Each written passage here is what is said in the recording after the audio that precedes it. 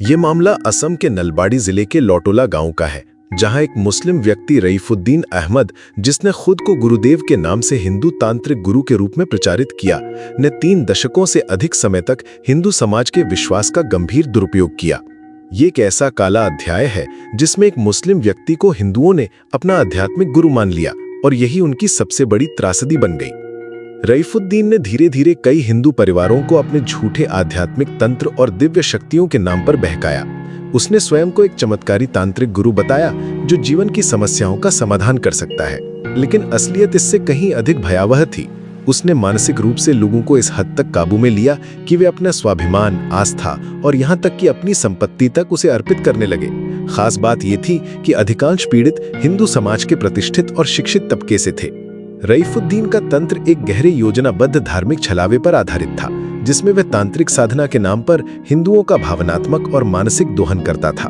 धीरे धीरे वो उन्हें उनकी हिंदू पहचान से दूर करता गया और इस्लामी विचारों की ओर धकेलता गया, बिना किसी औपचारिक धर्म परिवर्तन के एक छुपे हुए इस्लामीकरण अभियान के तहत। ये धर्मांतरण नहीं बल्कि आध्यात्मिक गुलामी थी।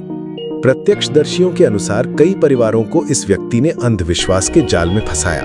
एक दिल दहला देने वाली घटना में एक 6 महीने का बच्चा उसकी तथाकथित पूजा के बाद मर गया और एक अन्य स्वस्थ बच्चे को मानसिक रूप से अस्वस्थ बताया गया ताकि वर्षों तक पैसा वसूला जा सके। उसने लगातार डॉक्टर से इलाज न करवाने का सुझाव दिया और खुद को दिव्य उपचारकर्ता के रूप में प्रस्तुत किया। हिंदू महिलाओं का भी इस पूरे तंत्र में गहरा शोषण हुआ। गुरु और तांत्रिक के नाम पर उन्होंने श्रद्धा से जो आत्मसमर्पण किया, वो उनके अस्तित्व, शरीर और आत्मा दोनों पर नियंत्रण में बदल गया। रईफुद्दीन एक पुरुष नहीं बल्कि उन अंध आस्थाओं का भक्षक बन गया जो हिंदू समाज ने शताब्दियों से पाल रखी थी। हैरानी की बात यह है कि एक मुस्लिम मौलवी को लोगों ने न केवल गुरु माना बल्कि उसे दैविक सत्ता मानकर पूजा तक करने लगे। ये हिंदू समाज की धर्मनिरपेक्षता नहीं बल्कि धर्मनिरक्षरता का सबसे अंधकारमय चेहरा था। इस शोषण की प्रक्रिया इतनी गहरी और संगठित थी कि जब कुछ लोगों ने विरोध की कोशिश की तो उन्हें मानसिक भय और दिव्य शाप की धमकियां दी गईं। कोई बोल नहीं पा रहा था। डर था कि गुरुदेव को चुनौती देने पर जीवन में और भी संकट आ जाएंगे।